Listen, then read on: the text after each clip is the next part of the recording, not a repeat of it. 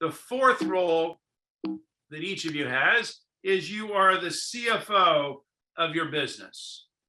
CFO, well, we all know what CFO stands for, right? Chief Fun Officer. Chief Fun Officer. You're responsible for making sure that everybody's having fun in your business. Now, you might think about that and think, really? As if I don't have enough responsibilities, I'm responsible for fun? And my answer is yes.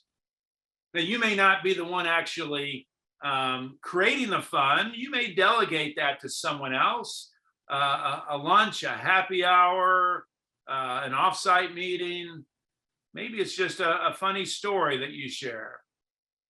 But I got thinking about this as I thought about the places that I have worked over my career, and some of my most favorite jobs, best companies.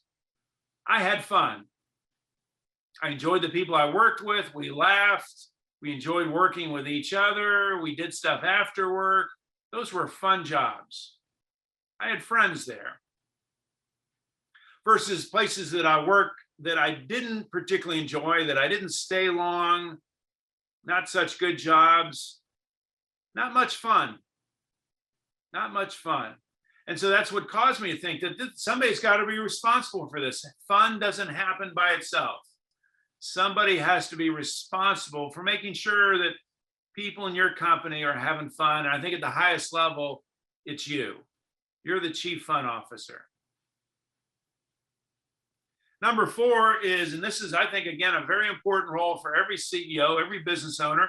You're the chief storyteller within your company. We've already alluded to last week when we talked about marketing, the importance in terms of our brand of having a good story. So as a leader, you're the chief storyteller. And what I'd like to suggest is that there are 3 stories that, as the owner, the operator of your business, 3 stories that you should be prepared to tell at any given moment. 3 stories. The first story is about your company's history, the past. One of my favorite stories is to ask an entrepreneur, so how did you get started? How did this business get started? Because I find every business has a rich history. Every business has a great story about how we got started. We got started in a coffee shop. We got started in my garage. We got started in our dorm room in college. Tell me about how you got started. First story is about the history of your business. The second story that you should be able to tell at any given moment is where your business is today. What's the current state of affair of your business? So today we're a $2 million business. We've got 15 employees. We just got named one of the fastest growing businesses in Houston, brand new office. A story about where your business is today. What's current situation of your business? That's the second story. Think how often we're asked to tell that story. Third story, maybe the most important story, you might already have guessed, is about the future of your company. What lies in front of you? Well, 10 years from now, we want to be this. And 5 years from now, we want to be here. And a year from now, we have some very specific goals. A story about your future, compelling story about your future.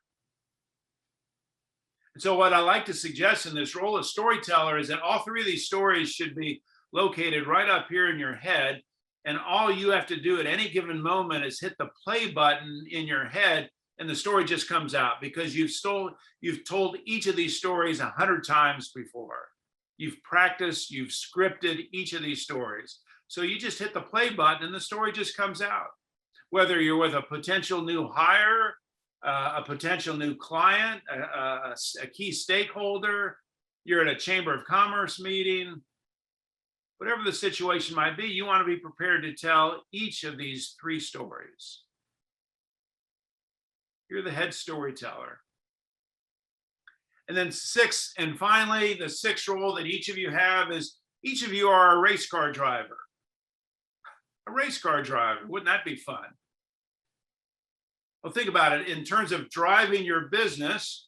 If I'm driving my car, my hands, both hands, hopefully, should always be on the steering wheel, right? Because I'm responsible for the direction of my car. Well, I would suggest you're in a similar position. You're responsible for the direction of your business. Your hands are on the company steering wheel, right? You're responsible for what direction your company's going. Oh, and then your right foot is on, hopefully, is on the accelerator because you're responsible for the speed of your vehicle, going fast, slowing up, going fast, slowing up. And then occasionally you put your foot on the brake because sometimes you need to really slow down. And so then your foot moves to the brake. So as the owner, as the operator of the business, you are responsible for the speed and the direction of your company. Just like a race car driver, the speed and direction of your company.